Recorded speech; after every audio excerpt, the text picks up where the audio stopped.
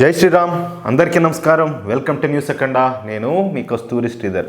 హిందూ బంధువులందరికీ కూడా ఒక శుభవార్త అయితే తీసుకొచ్చిన. న్యూస్ మాత్రం సూపర్గా ఉండాలి. సంబా జామా మసీదు, దీని గురించి ఇప్పటికే మనం కొన్ని వీడియోలు చేసినాం, మీరందరూ కూడా చూసే ఉంటారు. అసలు ఆ విషయం ఏందనేది మీకు తెలిసే ఉంటుంది. ఇప్పటికీ ఈ సంబాల్ షాహీ జామా మసీదు ఒక మసీదు కాదని, ఇది ఒక దేవాలయం అని మన హిందూ సంఘాలు అనేక సంవత్సరాల నుంచి వాదిస్తూ వస్తున్నాయి. కానీ ఈ విషయం వెలుగులోకి వచ్చింది మాత్రం ఈ మధ్యనే.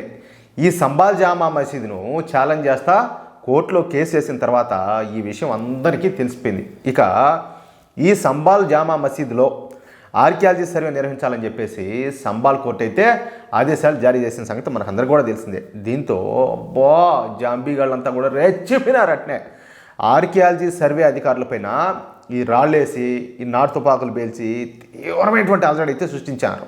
అయినప్పటికీ కూడా ఉత్తరప్రదేశ్ పోలీసులు విజయవంతంగా ఆర్కియాలజీ సర్వే అధికారులను ఈ సంబాల్ జామా మసీదులోకి తీసుకొని పోయి అక్కడ ఆర్కియాలజీ సర్వే నిర్వహించేటట్టు చర్యలు అయితే చేపట్టినారు.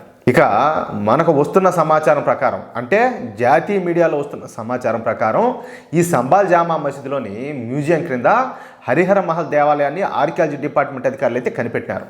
అది విషయం. అయితే ఈ మసీదు కింద ఏకంగా ఒక దేవాలయం ఉండడమే ఇక్కడ అతి పెద్ద విషయం. కళ్ళు చెదిరేలా ఉన్న ఈ దేవాలయాన్ని చూసి ఆర్కియాలజీ డిపార్ట్మెంట్ అధికారులే ఆశ్చర్యపోయినట్టు తెలుస్తుంది. ఇంకా ఇక్కడ 1500 సంవత్సరాల నాటి విష్ణుమూర్తి విగ్రహం, సుదర్శన చక్రం, హిందూ చిహ్నాలు బయటపడినట్టు సమాచారం వస్తుంది. 1500 సంవత్సరాల క్రితం నాటి అంటే అప్పటికి అసలు ఇస్లాం మతమే పుట్ల. కానీ అప్పటికే మన హిందూ రాజులు అక్కడ, అంటే ఏది ఈ సంబాల్ జామా మసీదు ఉన్న చోట ఈ హరిహర మహల్ను ఖచ్చితంగా అయితే నిర్మించారు. అందుకు సంబంధించిన ఆధారాలే ఇప్పుడు బయటకు వస్తున్నాయి. అర్థమైందా? అయితే ఈ ఆధారాలన్నింటినీ కూడా క్షుణ్ణంగా పరిశీలించి వీటిల్ని ఒక డాక్యుమెంట్గా చిత్రీకరించి అప్పుడు ఈ సంబాల్ జామా మసీదుకు సంబంధించిన కాదు మన హరిహర మహల్కు సంబంధించినటువంటి పూర్తి స్థాయి వీడియోలను రిలీజ్ చేయనున్నట్టు తెలుస్తుంది. అంటే చూడండి, 1500 సంవత్సరాల క్రితమే ఒక అద్భుతమైన దేవాలయాన్ని మన హిందూ రాజులు నిర్మించారంటే అప్పటికే మన దగ్గర చెప్పుకోదగ్గ టెక్నాలజీ ఉండదన్నమాట. అర్థమైందా? అలాంటి మన రాజులు మన డబ్బుతో మన దేశంలో కట్టిన మన దేవాలయాన్ని ఎవడో దారిని పోయే దానయ్య మారి ఎవడో దురాక్రమణదారుడు వచ్చి ధ్వంసం చేసి మసీదుగా మార్చి మనం కూర్చుంటామా? కూర్చుంటామంటాలే. కాదు, భారతీయులు అంటే ఎంత గొప్పోళ్ళు, వీరుల రక్తం ప్రవహిస్తుంది మనలో. అలాంటిది వీరులకు వారసులమైనటువంటి మనము చేతగాని నపుంసకులాగా మూల కూర్చొని ముడమోపలాగా ఆ మాదిరి ఉంటామా? ఉండొచ్చా ఆ మాదిరా? ఒకసారి ఆలోచించండి.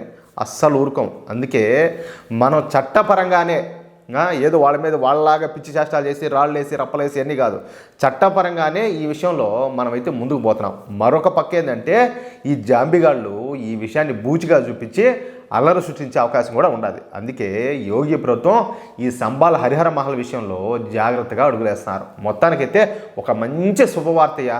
ఏది, అక్కడ ఆధారాలన్నీ కూడా లభ్యమవడమా? కాబట్టి తొందరలోనే మన హరిహర మహల్ను మనం సొంతం చేసుకుంటామని చెప్పేసి నేనైతే ఆశాభావం వ్యక్తం చేస్తున్నా. మీరేమనుకుంటున్నారు? మీ అభిప్రాయం ఏందో ఖచ్చితంగా ప్రతి ఒక్కరు కూడా కామెంట్ రూపంలో తెలియజేయండి. అలాగే మీకు ఈ న్యూస్ నచ్చితే, నేను చెప్పింది కరెక్ట్ అని చెప్పి మీరు భావిస్తే ఈ న్యూస్ని నలుగురికి షేర్ చేయండి. అలాగే దయచేసి ప్రతి ఒక్కరు కూడా సబ్స్క్రైబ్ చేసుకోవడం మాత్రం మర్చిపోవద్దు. ప్రతి ఒక్కరు కూడా సబ్స్క్రైబ్ చేసుకోండి మన ఛానల్ను. ఓకేనా? జై శ్రీరామ్.